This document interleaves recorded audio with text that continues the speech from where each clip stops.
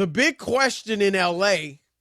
is, should the Chargers continue with Brandon Staley, their beleaguered head coach? Now, Rob, no surprise, the Chargers lost yet again. A team that many people think has some of the best talent in the league is now 4-6. And Rob, 5 of their losses are by one score. But you know what, Chris? The NFL, most games are decided by 6 points or less. Losing close isn't a true indication. That's all I'm going to say. You know what I mean? That's like that's not a true indication like, oh, they're making progress. Well, they're not getting blown out every week. Most games, that's why the point spread works. That's why Vegas works. That's why, Chris, if every game was a double-digit blowout, there would be no Vegas. Like, seriously. And if you're right, if you could tell, because the team's bad, doesn't mean they're going to get blown out. We see that all the time. But anyway, the Packers beat the Chargers 23-20. So now that's 2 straight losses for the Chargers. 4 of their last 6 games, Rob, have been losses. And in this one in particular, I mean, they only gave up 23 points, so you might say the defense wasn't horrific, but they gave up a career-high 322 yards and 2 touchdowns to Jordan Love. Yeah, I was going to say, Chris, that was the indictment. I thought I said this last night on Channel 4 here in L.A. He looked like a well-tanned Aaron Rodgers last night, Jordan Love, Chris. I'm like, he had a great game against them. Well, that's what the Chargers do. And so Brandon Staley, who went there at least, Rob, as a defensive guru. He had been the defensive coordinator for Sean McVay's Super Bowl champion Rams. So people thought this dude knows his stuff defensively. And he was being questioned on it at the press conference, and bruh didn't like it. Here it is. I have full confidence, like I've told you, and like I've told you from the beginning, I have full confidence in our way of playing. Full confidence in myself as the play caller, in the way that we teach, and the way that we scheme. Full confidence in that. We got to bring this group together and do it consistently, okay? And that's where it's at. So you can stop asking that question, okay? I'm going to be calling the defenses, okay? So we're clear. So you don't have to ask that again. There were a lot of other things that caused us to lose today. It certainly wasn't our defense. It was the way we played as a team. We didn't play well enough on the red zone on offense. We dropped too many passes. Okay, we gave up a few killer sacks. Okay, we did this as a team. Stop making it about one unit, because that's not what happened out there today. Our team lost, and I am fully responsible for it, and I take full responsibility. But we lost as a team today, and that's the storyline. And no, don't tell me what questions I could ask and not ask. Chris, I'll ask you every week you have a poor defensive assignment. And you'll like it. And I'll ask you whether or not you're going to give up the responsibilities of calling the defensive play signals. Chris, the year the Lions went 0-16 and Rod Marinelli, I asked him every week, are you going to fire your son-in-law? Every week. All right, it didn't work out that great for me, but I did ask him every week. And then you finally asked, well, look, at least, Rod, do you wish he had married a better defensive coordinator? Chris, I don't care what anybody says. That's going to go down in history as one of the 2 greatest questions ever asked at a press conference. Well, certainly you know what, one number of the one? funniest. What's what number one? The woman who asked Doug Williams, how long at the Super Bowl, Chris, how long have you been a black quarterback? I think that's going to be number 1. Right? I can't top that one. Well, but I wouldn't. I mean, your question was funny. Her question is horrible. Right. How long have you been a black quarterback? That's not a good question. It's just stupid. There was a golfer, you know Chris. Like that, yeah. Davis Love. Hey, Steve DeSager. Davis Love III, Chris. There was a golfer. Somebody in a press conference, believe it or not, Chris, asked what was your father's name? I swear. Davis Love III. What was your father's name? Wow. Hello? Wow. Is this on?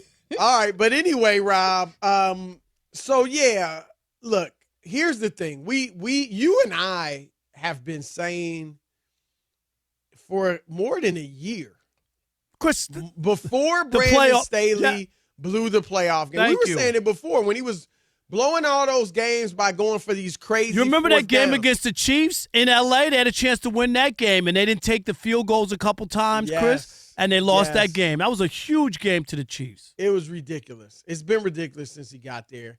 And his defense, which was top 10 each of the 3 previous years before he took over, has been bottom 10. And that was with Anthony Lynn. You remember that? There. Anthony Lynn's defense, they couldn't score. Remember before they – each of his 3 years, they've been bottom 10. And, Rob, they still got Derwin James, who's only 27. They still got – and Joey Bosa just got hurt. But before he got hurt, he's only 28. They got playmakers, Khalil Mack's got 11 sacks. Like, they still got guys that can play, and then offensively as well, of course. And they got Justin Herbert, who's a very good quarterback. And so we have been saying for a long time he should get fired, and I still think that. But here's my thing. We know we talked Friday, I believe it was, about, there's a story that the Chargers are the front runners for Bill Belichick next season, Rob. Here's the issue to me. And we don't know this, but if the Chargers really want Belichick, then if you fire Staley right now and make Kellen Moore your head coach, who's the offensive coordinator right now, make him your head coach. Rob, you know this.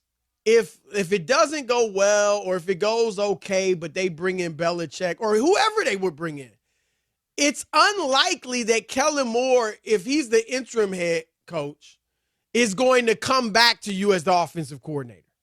You know what I mean? Right. And so if you want Belichick and your plan is, well, we want Belichick, we want to keep Kellen, well, that's probably not going to happen if you promote Kellen now. And so I just think that's what I don't know. Do they really want Belichick? If they don't want Belichick or they're like, we don't know, we'll see, we'll look at him, but we're not, they're not all that high on that idea, then by all means, make it Kellen Moore, right? And see what he can do for these last 7 games. But I just think it's a lot they have to figure out. And but I think you could do a lot worse than giving Kellen Moore a chance, Rob, and see what they can do over these 7 games. And he's an offensive guy, obviously, but the defense can't get any worse, right? So it's as bad as it gets. It makes sense to bring in an offensive coach. You've got a great quarterback.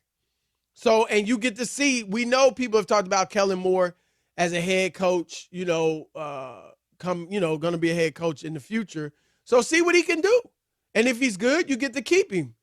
So Rob, what a game. So it's almost a mirror image, right? And so the Chiefs go 3 and out with a sack on the opening drive. Philadelphia goes 3 and out with a sack on their first drive.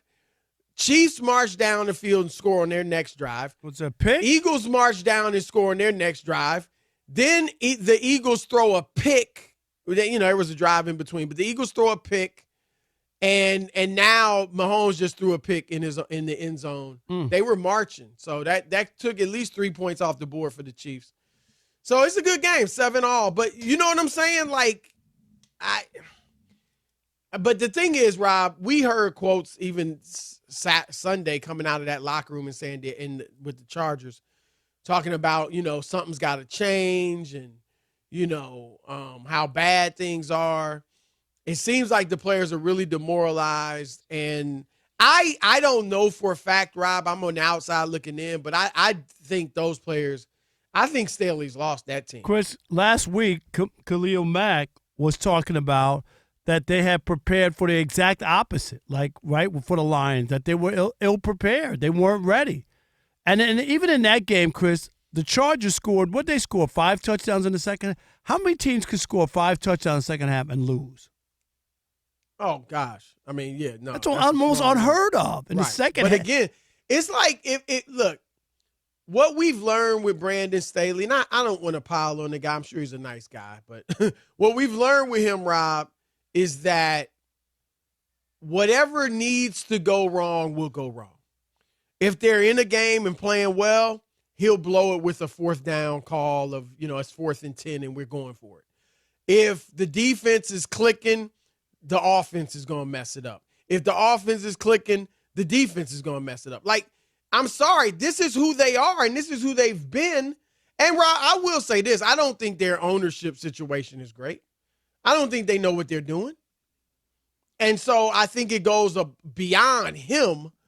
But of the changes you can make and you need to make, to me, he's right there at the top as far as, front office on down. I'm with you. I just think it's so obvious, Chris, and we talked about it before. When you blow a 27-0 playoff lead, Chris, most people get fired. Nobody's brought back from that. Well, why didn't he? We know why, right? They don't want to pay. They don't want to pay. The owners, right? That's what I'm. Do you want to win? I mean, Rob, here's the thing. Because we gave Mark Davis credit, Chris. Yep. They owed to Josh McDaniels. We talked about it all year. Remember, I kept saying, I was like, Chris, they should fire him. And you were like, look at their contract. They're not going to fire him. He got 4 years left, all that money. And I was like, dude, what are you doing? You know this isn't good. He isn't good. And Mark Davis finally said, you know what? I don't care. I'm just going to pour ketchup on it, Chris. And they played fairly well. Right. Well, they did have two cupcakes. And Rob, the thing is with owners, all these owners are swimming in money. So why are you being cheap? You're swimming in money. You're charging $10 for a Coke. You're making money. I mean, seriously. You are swimming in money. These teams are appreciating like crazy, right? So even if you're not making money year after year, which some teams aren't, you're still going to make a huge amount of money on the appreciation.